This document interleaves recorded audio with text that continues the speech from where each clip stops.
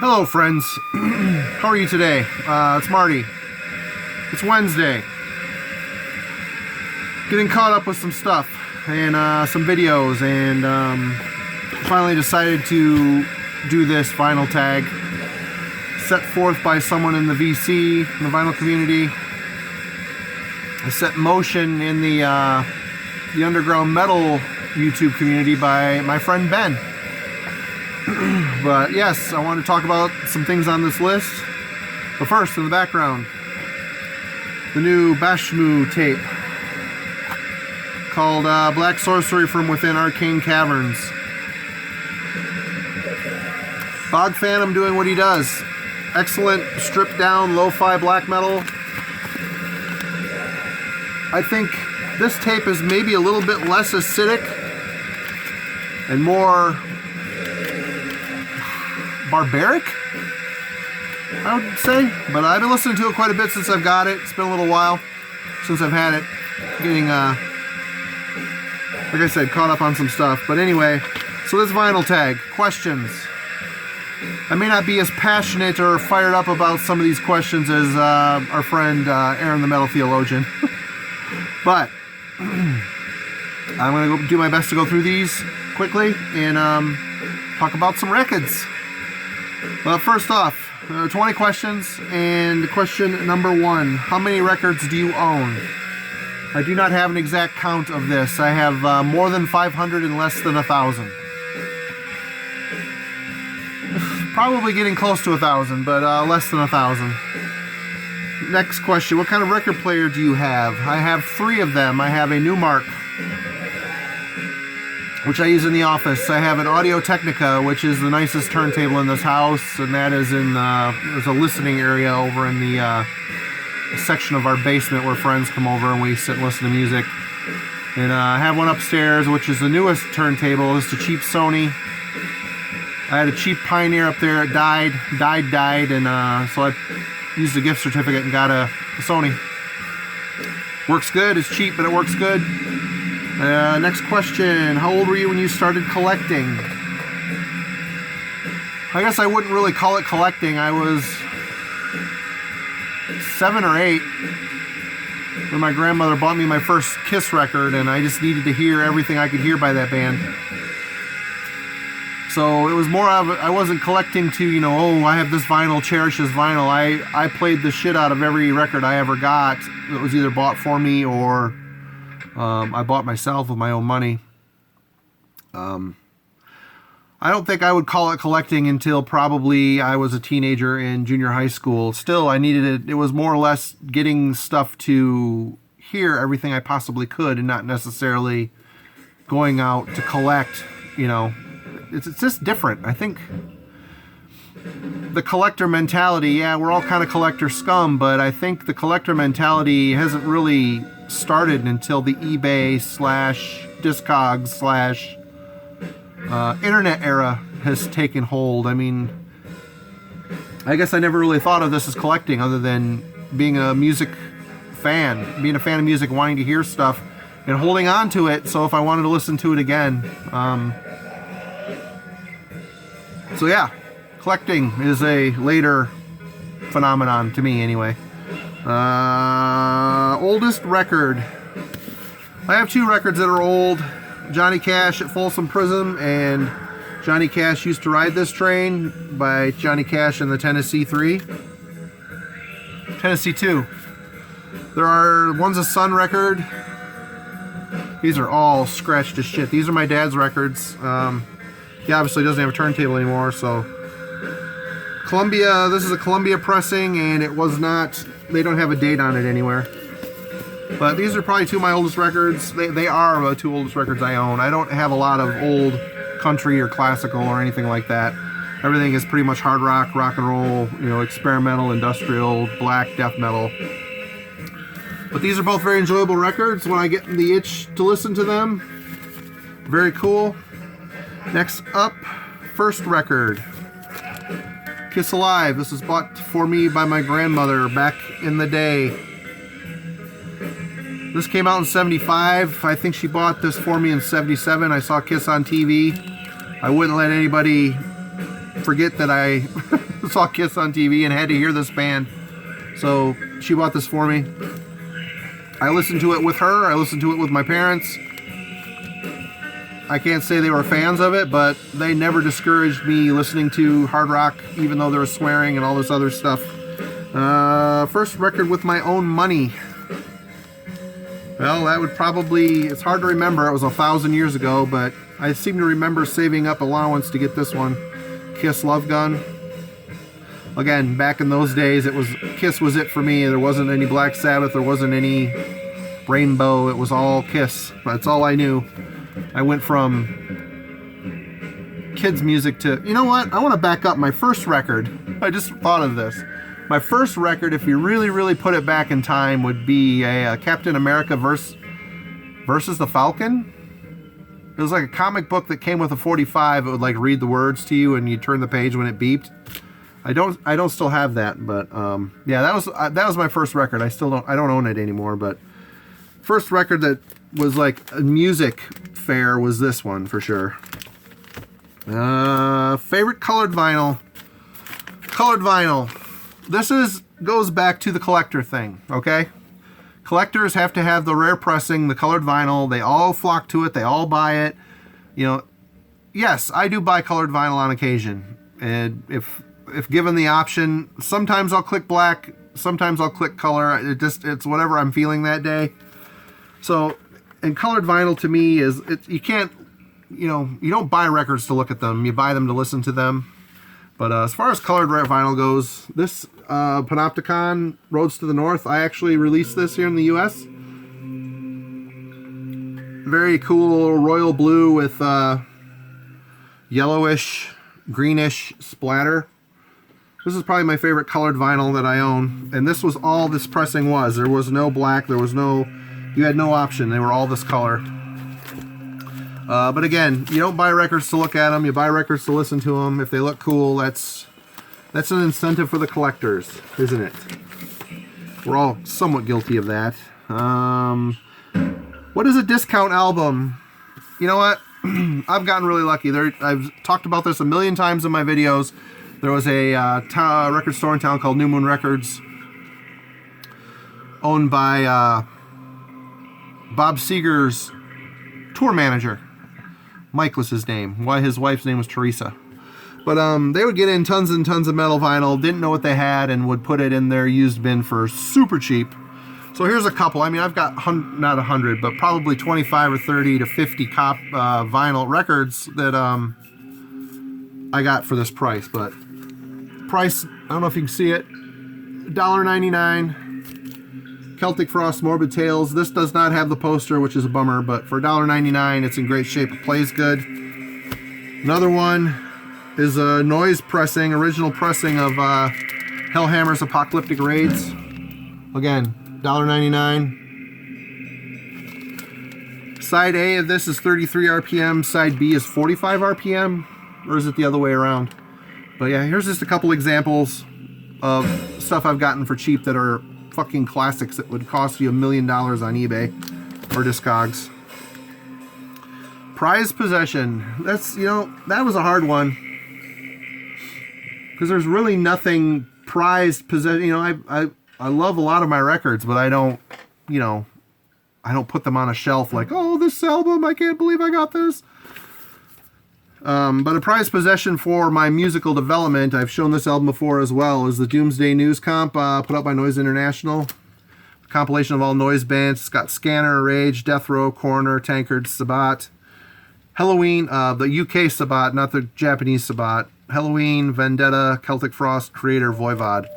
All during their heyday. This is a fantastic compilation album. And I still play this a lot because it's just like, for me, a perfect song mix, perfect pick of songs from 10 or so amazing bands that to this day still resonate with me. Yeah, Doomsday News, the new generation of heavy metal. Definitely check this out if you have not heard it. Record by a female artist. I've got a bunch of records by this artist, but it really came down to which one I like the most, and what I like the most is probably her most commercial album of the early era, and that is Susie and the Banshees' Tinderbox. This is just a great record. You know, it's really commercial sounding compared to like Hyena and Kiss in the Dream House, Scream, all that stuff, post-punk stuff. I listen to this a lot. I still pull it out. I love the atmosphere and vibe of this record. Susie and the Banshees' Tinderbox. Definitely, if you're open-minded to other styles of music, maybe more on the post-punk / alternative tip, Susie and the Banshees might be something you want to investigate. Female record by favorite band. Favorite band. You know, I've got a million favorite bands. I think a lot of us that are into this style of music can say the same thing. There isn't one band that I say, okay, this is my absolute definitive favorite band. But when I was looking through my records, I mean, this band jumped out as a band that was, again, very important in my development into metal, speed metal, thrash metal, power metal. This band kind of encompassed all of that, and it's Halloween with their self-titled EP, debut EP. This has got Starlight, Murderer, Warrior, Victim of Fate, and Cry for Freedom on it. Absolutely great. It's great. You know, this was before they were jumped off the speed. This was speed metal to me, and they jumped into more of a power metal. They basically helped get started two whole genres of music, as far as I'm concerned: speed metal and power metal. But this is speed metal, and this is great. Kai Hansen on vocals. His aggressive, soaring, high falsetto screams are fucking fantastic, and this is a great EP, as is the one after it, Judas, and as is the full-length Walls of Jericho. Absolutely killer stuff. Impulse buy. Yeah, I mean, I could say that going into a record store or shopping online is 99% impulse buy. So I mean, I could say half of my collection is impulse buy, but this one instantly popped out as an impulse buy that I kind of regret buying, to be honest with you. At the Gilead Fest several years ago, this band Sea of Bones played. They were a three-piece, and live they were absolutely fucking crushing, and they really stood out on that fest as being unique, powerful, just a destructive force live. So I ran over to their table, paid $30 for their The Earth Wants Us Dead 3 LP set. I got the brown vinyl, which I also regret because it sounds like absolute dog shit. I should have got the black vinyl. But this is basically the band. Two albums are the actual album, and a third LP is a improvised in the studio drone jam type thing, which actually I like the drone the best of these three. The production on this is not the same as they are live. Live it was just so explosive and amazing. Recorded, it sounded like someone put the lid on their intensity, you know. But yeah, this is a 3 LP set. It's good, and it's not really a style that I'm into a lot, so it's really something that it was an impulse buy, and like I said, I kind of regret it. A gift. I've probably got a bunch of gifts in here. The most recent gift would be from my friend Ben. I've also shown this recently, Lamented Souls. The Origins of Misery. Thank you again, Ben, for sending me this. I do enjoy it. It's Simon Hestus, also known as Vortex from Borknagar. He was in Dimmu for a while, Arcturus.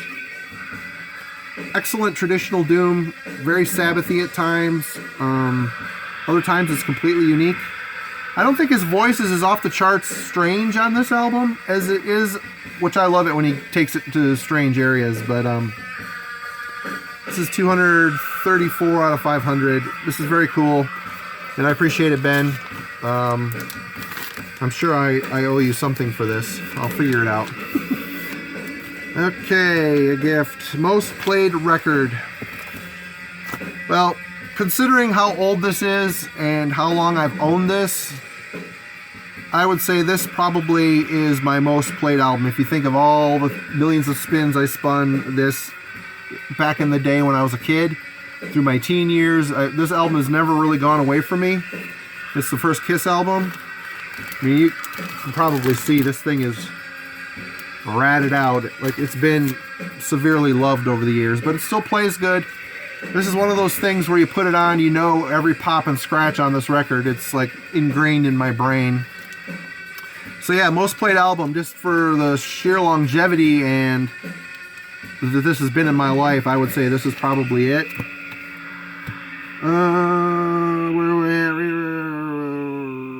Rarities. You know, I've got rarities, and I just, at the time they came out, they probably weren't that rare, but nowadays they probably are. I've got 3 I just pulled out of the 7-inch bin, which I have not gone through with you folks, because I don't really have that many 7-inches, and I tend to give them away. I've had some really cool rarities, like the Agalock 7-inch, I gave that to a friend. A couple Gourmet 7-inches, which I really loved, I gave to a friend. Just because I don't listen to them much, and I end up getting the songs on the CD or whatever. But anyway, I got 3 of them here. 2 of them are by Judas Iscariot. This is a Rise My Lord 7-inch. This is put out by Breath of Night Records and Moribund Records. I have 177 out of 300. Fuck God! Oh, fuck him! There's that one, and I have March of the Apocalypse, which is a Somber Recordings, or Somber Records pressing. I got this for $7 at a shop down in Chicago a long time ago. And last, I've never seen anybody show this. I got this for like $3. And I can't really say I give that much of a shit about it, but I have number 26 out of 300. This is a Diabolicum Watain split 7-inch, the Misanthropic Ceremonies. I'm not the world's hugest Watain fan. I think they're a good band, but I don't think they're a great band. I don't think they warrant all the hype that they get. Boobies! So yeah, there's 3 rarities. Again, nothing super rare, but still kind of cool to have. Rainy Day record. This is a Rainy Day record and also the first Snowfall of the Year record for me. That's Sentenced to Muck. There's something about this album. It's just, you know, the band went from a death metal to a thrashy metal band to like this gothic thrash type conglomeration. I don't know, but this album is a lot of fun for me. My friend, actually Jack, bought this for me. So this would have been in the gift section as well, but I have had this on CD since it came out, and I listen to it a lot. It never gets old. Really dark. There's a dark humor to it. Yeah, excellent atmosphere. I mean, I talk about atmosphere a lot, and to me that is the most important thing. If there's something seeping through the grooves that infects my brain, that means a hell of a lot more to me than limited pressings and style of music. I mean, if the album speaks to me on a more spiritual level, I guess I should say, then I'm typically... God damn it. You get to watch me put it in the sleeve. Isn't that nice? Yes. Okay, after that, Feel Good record. DRI, Dealing With It. This is a feel good record. This is a toe tapper. This is a beat on your steering wheel driving down the road record. I have the CD as well. I used to have the cassette of this. I probably don't anymore, but this is a Death Records Enigma pressing, 1985. This might be an original pressing. I don't really know, but it's in good shape. I got it at that same record store I was talking about for $2.99. $2.99. But yeah, this is great. Couch Slouch, Soup Kitchen, God Is Broke, Slip My Wrists, I Don't Need Society. Fucking great. This is probably the definitive crossover album. I mean, there's other bands that do it better. Some do it better, some do it worse. And this band, for me, after this album, well, I did like Four of a Kind, but after that album, this band took a shit. They lost it. Crossover's boring. This one, their first album, and Four of a Kind are the only ones I really give a shit about, DRI. Nostalgic record. Waylon, Greatest Hits. My dad had this on 8-track. I remember growing up, before my Kiss era, I was listening to Kenny Rogers, Rita Coolidge, Waylon Jennings, Johnny Cash, C.J. McCall, truck driving songs. I mean, that was the path I was on when I was a kid. In fact, Marty, my name, my dad named me after Marty Robbins, the country performer. It's a strange connection for me, but whatever. So I grew up in a country house, and of course I rebelled and went the other way and ended up being, you know, an irritant to my parents. But I love this record, and this is all of Waylon's big hits, you know. Honky Tonk Heroes, Lonesome Wandering Mean. Where's the other hits? Ramblin' Man. You sure Hank done it this way? I mean, these are all fucking, this is great. It's got gold. For the year this came out, RCA, what year did it come out? 1979. It's got gold emboss on it, which is gold foil and embossing. It's really nice pressing. Sounds good. Love that record. And I love, Waylon's, all of Waylon's shit isn't good. I mean, a lot of those old timers, they seem to have an era where they're amazing, and then they kind of trail off into finding their way again. But his awesome era is incredibly a lot of fun to listen to. Nostalgic record. Record store day purchase. I have 0 record store day purchases because I could give a fuck about record store day. Releasing music myself, I have had to put a lot of things on delay because of the record plants, you know, appealing to record store day Beatles releases, or, you know, it jams up the plants. I think it jams up the record stores with a lot of irrelevant, shitty records that people have already owned, and they're just, you know, repressing the Beatles catalog with a different color or something. Again, appealing to collector mentality. You know, don't get me wrong, I'm happy that the record stores have found a new life in this vinyl resurgence, but because record stores are important. I mean, it's easier than hell to sit at home and order music, but it's still a lot of fun to go dig through crates, you know.